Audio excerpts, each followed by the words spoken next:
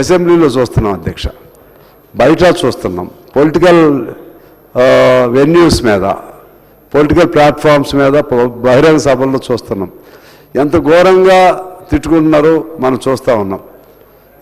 ఎంత చివరికి ఇళ్లలో ఉన్న ఆడవాళ్ళను కూడా మెన్షన్ చేస్తూ తిట్టుకునే విధంగా, అదేవిధంగా ఆ జెస్చర్స్ కూడా అన్యాయంగా వాళ్ళ మన బాడీ లాంగ్వేజ్ కానీ ఇటువంటి అన్నీ అసెంబ్లీ లోపల చూస్తున్నాం, బయట చూస్తున్నాం. మరి ఇట్లా వీటిని కంట్రోల్ చేసుకోవడానికి ఉన్న చట్టమే సరిపోతుందనేది నా అభిప్రాయం అధ్యక్ష. ఉన్న చట్టమే సరిపోతుంది. దీనిలో ఈ పాయింట్స్లో కూడా చాలా ఏ పాయింట్ కూడా క్లారిటీ లేదు, తర్వాత అనుమానాలు వచ్చే విధంగా ఉన్నాయి అధ్యక్ష.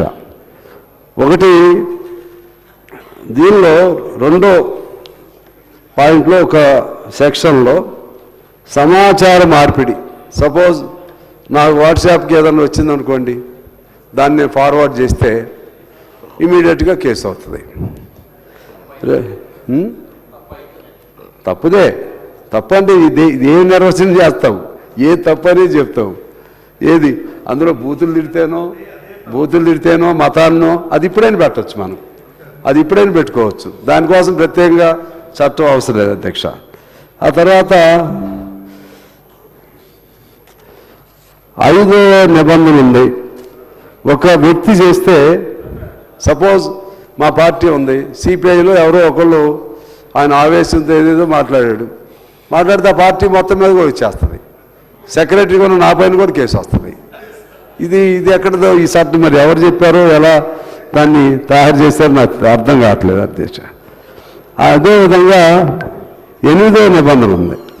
8వ నిబంధన, ప్రభుత్వ ఉద్యోగి ఆయన ప్రశ్నించడానికి వీలు లేదంట, ఆయన ఏదైనా మాట్లాడవచ్చు. తర్వాత ప్రభుత్వ ఉద్యోగులు ఈ చట్టము లేక దాని క్రింద చేసిన నియమాల క్రింద సద్భావనతో, వారైతే సద్భావనతో ఏదైనా చేసినా లేక చేయుటకు ఉద్దేశించినా దేనికైనా ప్రభుత్వ ఉద్యోగిపై ఎటువంటి దావా విచారణ లేక న్యాయపరమైన చర్యలు చేపట్టరాదు. ఇది ఒక అంశం అధ్యక్ష. అదేవిధంగా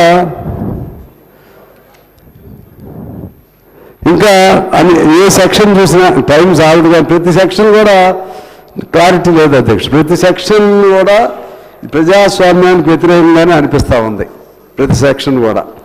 అందువలన దీనిపైన సెలెక్ట్ కమిటీ అనేది కాకుండా సెలెక్ట్ కమిటీకి వేసి మళ్ళా చర్చలు జరిపి ఇదంతా కంటే ప్రభుత్వమే పునరాలోచన చేసి ఈ చట్టాన్ని విత్డ్రా చేసుకోమని చెప్పి నేను ప్రభుత్వాన్ని కోరుతున్నాను అధ్యక్ష.